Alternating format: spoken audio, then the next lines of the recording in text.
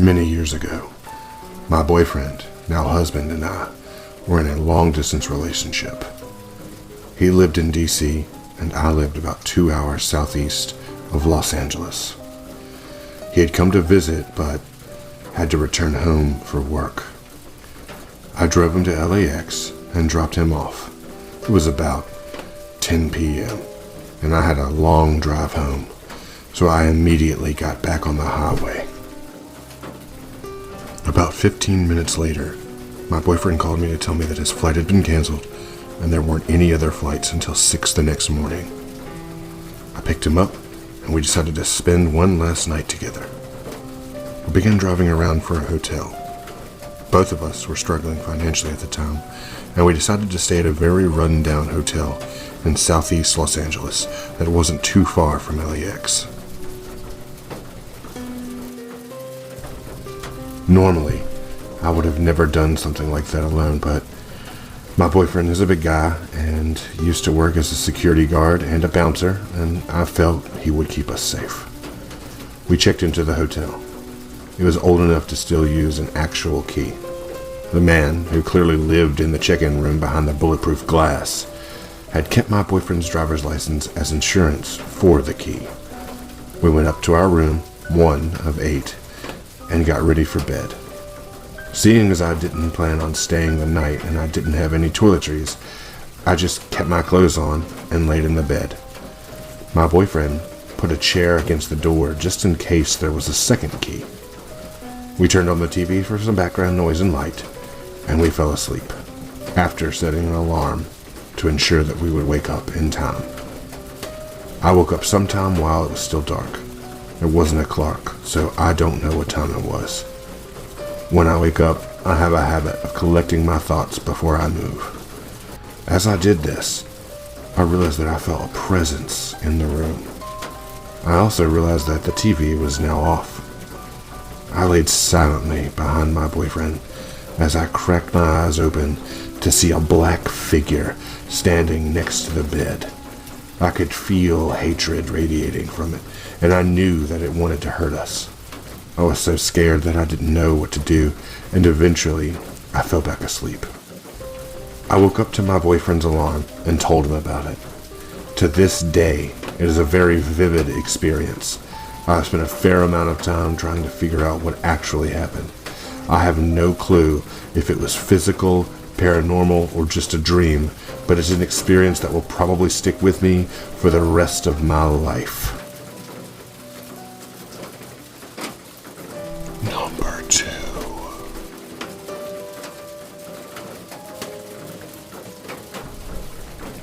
Years ago, my family went on a vacation in Cape Cod, and we rented a small old house to stay in for 2 weeks. On the main floor was the kitchen, the living room, and a bathroom.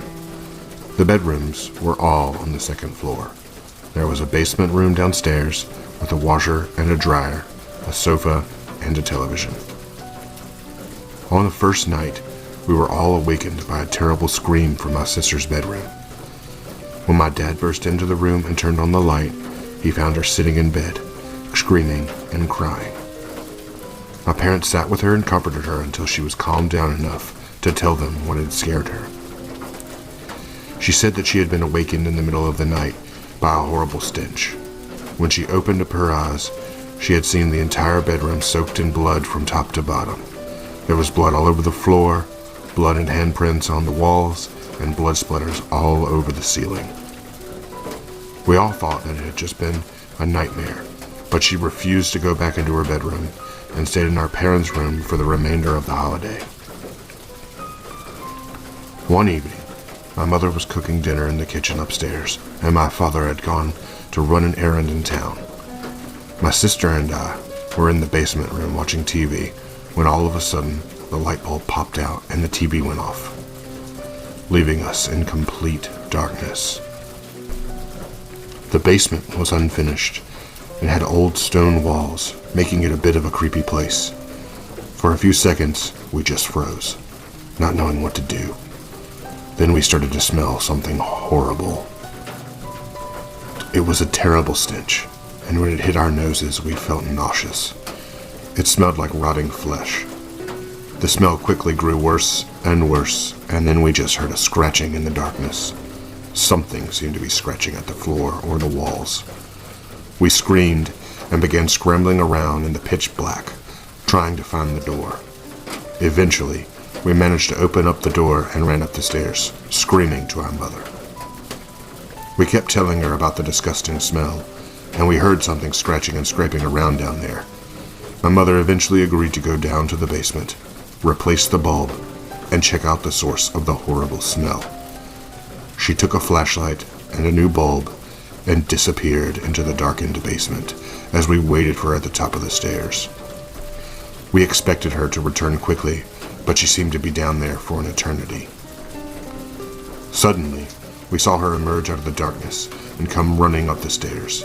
She slammed the basement door behind her and bolted it as fast as she could. She turned to us, and we could see that her face had completely drained of color. Her eyes were wide with fear, and she just said, "I don't want you going down there again." Then she went into the kitchen and called the police. We overheard the conversation on the phone and managed to figure out that she'd seen someone down in the basement room. As we waited for the police to come, we huddled together in the living room, staring at the basement door. At any moment, we expected to hear someone banging on it or trying to break it down. My mother refused to tell us what she had seen. When the police arrived, my mother greeted them at the front door and ushered them inside. She unbolted the basement door, and they went down into the darkness with their flashlights out and their guns drawn. They searched the entire basement room and found nothing. There was no other way out of the basement, no windows, no doors.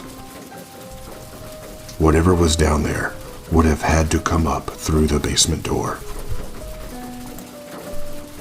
After the police left, my mother finally revealed what she had seen down there in the pitch black basement room.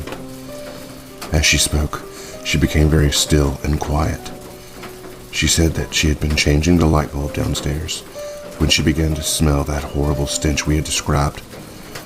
Then she started to hear a faint scratching noise. She shone her flashlight around the room and suddenly caught sight of something crouched between the washer and dryer.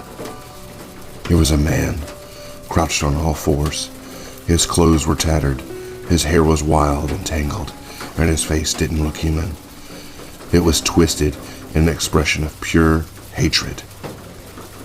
In that split second, he looked up at my mother, his eyes reflecting in the beam from her flashlight.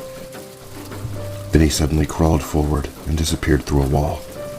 When my mother saw him simply vanish into thin air, she dropped the flashlight and ran. After that, none of us would go down into the basement. We kept the door locked and bolted, and every night we slept in our parents' room and locked that door too. We cut our holiday short a few days and just drove home.